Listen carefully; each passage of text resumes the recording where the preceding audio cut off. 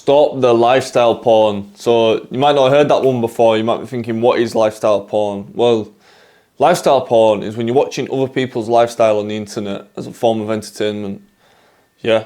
So it's kind of hard to not go on social media right now, especially if you're trying to learn an online business without seeing all the flipping jet skis in Dubai, all the Lambos, all this bullshit from some 19-year-old kid who's went to flipping private school his whole life.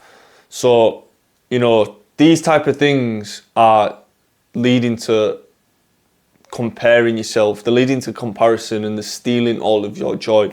That's the thing. Where if you're young in business and you're trying to learn online, is it easier than it's ever been? Yeah, of course. Is there more opportunity than there's ever been? Yeah, of course. But now you've got to be 22, 23, 24, whatever years old, watching everybody else killing it. In most cases, people younger than you, or people who seem to have done it easier, And the thing is, people don't post the losses. People do not post the losses. They do not post the business losses. They do not post the money that they've lost. They do not post the advantages that they've had. They do not post the luck that they've had. And I use luck lightly because I'd never want to explain away someone's success because you don't know the full picture. But to me personally, it seems that a lot of people have got ahead and they've had no failures. Well, you know what? If you read and study any successful person that's the generation above ours or even higher, you're going to see that they've all had big losses. So, you know, like me personally, last year I was in 50 grand debt. You know, I'm still in a little bit of debt now. But you know what? All these guys I do read and I do look into, all those have been in a similar position. So for me to then look at the position that I'm in now and say, well, I shouldn't be in the position because I'm better than them. Take Patrick Bet-David, for example. The guy's worth hundreds of millions of dollars. So am I saying that I'd be better than him?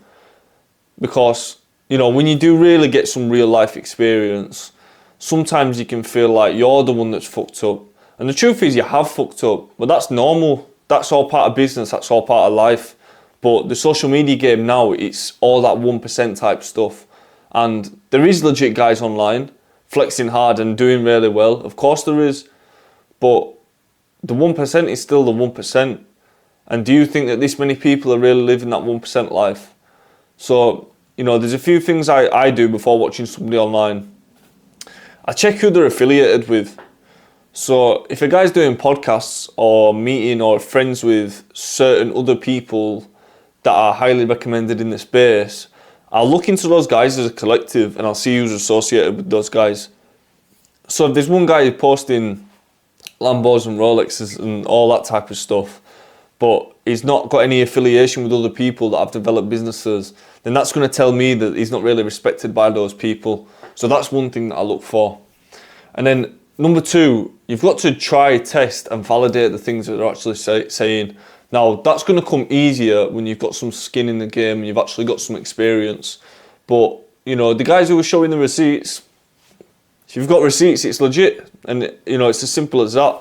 The guys that are just trying to flex the lifestyle and not actually providing any value, you know, that's a sign there's something up.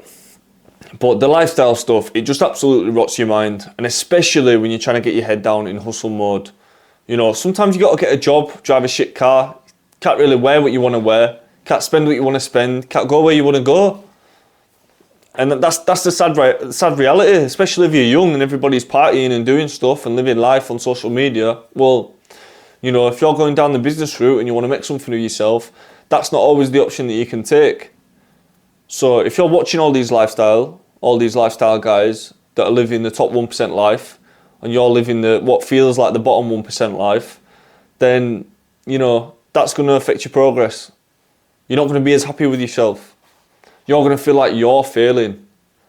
But in reality, you're going through the trials and tribulations that's actually going to add value to your character, and you will reap those rewards at a later date.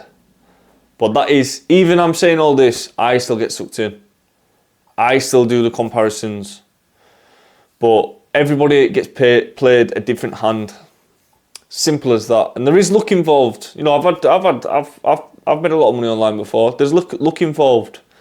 You know, it only takes that one conversation with somebody to introduce the idea of a business model that you end up seeing about another time, which then solidifies it in your mind, which you then discover for the right time of where the market's going.